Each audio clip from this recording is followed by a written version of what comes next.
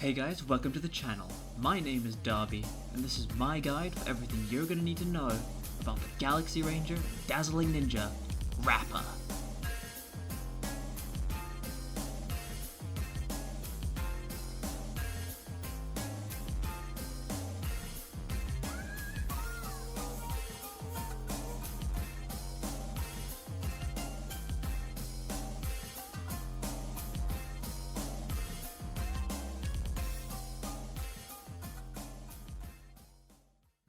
Alright, let's talk about Rappa's kit and how she works. Rappa is an imaginary character following the path of erudition. She's a super break main DPS who wants to primarily focus on hitting enemies when they are already broken for maximum super break damage. She does this by using her enhanced basic attacks, which she gets from using her ultimate, which we'll talk about in a minute. Her regular basic attack you'll pretty much never use, as it will do about as much damage as a wet noodle. You'll pretty much just use her skill to hit all enemies on field with her graffiti ninjutsu to try whittle down their toughness bars and build up her energy. When using her ultimate ability, Rappa enters the seal form state, which is basically just her locking in and immediately gets another turn. She also gets 3 points of chroma ink, which are the points used to use her enhanced basic attack strings. This state also increases her weakness break efficiency and break effect. Once you have used all 3 enhanced basic attacks, you will exit the seal form state. After using her ultimate, Rappa gains 3 enhanced basic attack strings that each have 3 hits. The first 2 hits slash at 3 targets, and the final hit will hit all enemies on field with a massive paint explosion. These enhanced basic attacks will not recover skill points, but will ignore the weakness type of enemies, but will only reduce their toughness by 50% of its original reduction if it was used against imaginary weak targets. Rappa's talent allows her to gain 1 stack of charge up to 10 stacks, every time an enemy's toughness is broken. Each stack of charge will increase Rappa's break damage multiplier by 50%, meaning if you have all 10 stacks, that's a 500% break damage multiplier, which is absolutely insane. Once Rappa uses the last hit in her basic attack string, she consumes all accumulated charge points. Rappa's technique allows her to ride around on a really fast paint surfboard, which looks awesome. When entering combat, using the technique deals toughness damage to all enemies regardless of the weakness type, and allows Rappa to gain 10 energy. All of Rappa's major traces are useful for her kit. Her A2 allows her to gain an additional point of charge when breaking an elite enemy and gains an extra 10 energy.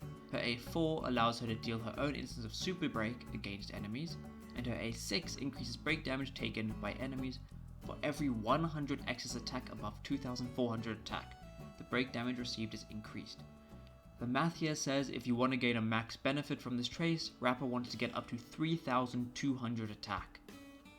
These are the stats Rappa gets from her minor traces. They are all valuable to her kit, so I recommend just unlocking all of them when you can. Okay, that's it for her kit. Let's talk about relics. So, if you've understood what I've said about Rappa's kit so far, her relic sets are pretty self-explanatory. Iron Cavalry against the Scourge for the increased break effect, defense ignore, and super break damage. This is her best in slot set, but her second best will definitely be the Thief of Shooting Meteor for the increase in break effect and small bit of extra energy. These are pretty much her only sets you want to use, but if you need to, you can also run 2-piece Messenger Traversing Hackerspace for the 6% speed, and a 2-piece of any of the 3 break sets. For her planar ornaments, her best option will be Talia Kingdom of Banditry for the 36% break effect increase. However, if up against enemies weak to fire, you can also use the Forge of the Kalpagni Lantern set for the 6% speed and 40% break effect against fire weak enemies, but overall the Talia set will be better in more content. Now for main stats, you're going to want attack percent body, speed boots, attack percent orb, and break effect rope. These main stats are pretty much non-negotiable, as they're the only stats that benefit Rappa's kit and will help her do massive damage. For substats, as already stated, attack percent, speed, and break effect are the only stats you're going to want on Rappa. Now, let's talk about light cones. I'm going to be honest here, Rappa really doesn't have many light cone options.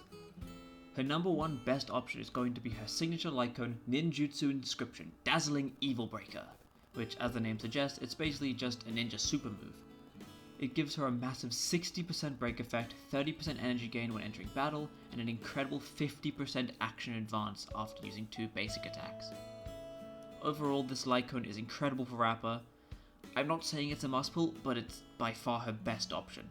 So it's almost a must pull. Her second best option in my opinion would be the light cone after the Charmony fall, which at S5 gives a whopping 56% break effect boost and a 16% speed bonus, which is kinda crazy for a 4-star light cone. Now this light cone is a gacha light cone, but it is also on Rappa's light cone banner, so there's always a chance you could snag a couple because even at S1 it's her best 4-star option. And now, her best and only real free-to-play option is the Herder-Store light cone Eternal Calculus, which at S5 would increase Rappa's attack by 12% and up to an additional 40%. And with 3 or more enemies hit, it will also increase her speed by 16% for 1 turn. It's not crazy for her, but it's the best option you can get if you can't get the other two. Okay, that's it for her builds, so here's a quick simple summary for you to pause and look at before we get into Rappa's best teams. Alright, so with Rappa being a part of the Super Break meta, her best in slot team is pretty much to be expected.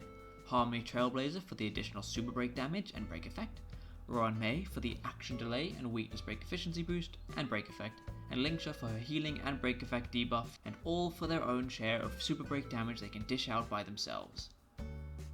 But this team does have an additional 2 5-star characters, so let's go into some more free-to-play teams. Replacing Linksha with Gallagher is a simple step down you can take, as Gallagher is still incredible in this team. I would say he performs maybe 5 to 10% worse than Linksha, so not too bad of a drop off. But honestly, not having Ron May is a massive dagger, as she is so very beneficial to the team. But if you don't have her, Pela is an excellent option to reduce enemies' defenses so Rappa can do more damage. But don't expect to be breaking those toughness bars so quickly. You could also use Bronya or Asta for the advance forward and speed bonus respectively, but honestly it's not necessary if you can use Pela instead. That's it for her teams. Now Wales, open your ears. Let's talk about Rappa's Eidolons. Rappa's E1 makes it so when using her ultimate she's a 15% defense ignore and she will recover 20 energy when the ultimate ends. E2 increases the toughness reduction for the first 2 hits in her enhanced basic attacks by 50%. E3 and E5 are just ability level ups. E4 makes it so when Rappa is in her ultimate state, the entire team gains 12 speed. And finally, E6 makes Rappa start the battle with 5 stacks of charge, and after she uses her 3rd hit in the enhanced basic attack, she gains another 5 stacks, which helps the uptime of the charge stacks dramatically. So looking at all of that, in my opinion, if you are going for an Eidolon, I would stop at E1 as it offers the most value of the early Eidolons, and otherwise, may as well go for E6 because it's kinda busted. For her. But I would say that her light cone is more worth the investment than E1 if you can only get one because that action advance is just so damn strong. And that is everything you need to know about Rappa. But now, looking at the current state of the game and other characters you may have, do you need Rappa? No. But she has a really cool design and awesome animation, so if that makes you want her, then by all means. It's all personal preference at the end of the day, because either way, she is strong enough to hold her own in all endgame content. Her main competitor is Firefly, and do I think Firefly is better? Overall, I'd have to say yes, just from my own experience, but I can for certain say that in AoE content and content with more than 3 enemies, Rappa will be the AoE queen of Super Break. If you've made it to the end, thank you so much for watching my first video. Sorry for any sound quality issues, I will be fixing them in the near future. If you enjoyed the video or gained something from it at all, please don't forget to like, subscribe, and share it around with all your gacha addicted friends. Good luck for your Rappa pulls, I hope to see you in the next one. Dazzling obliteration!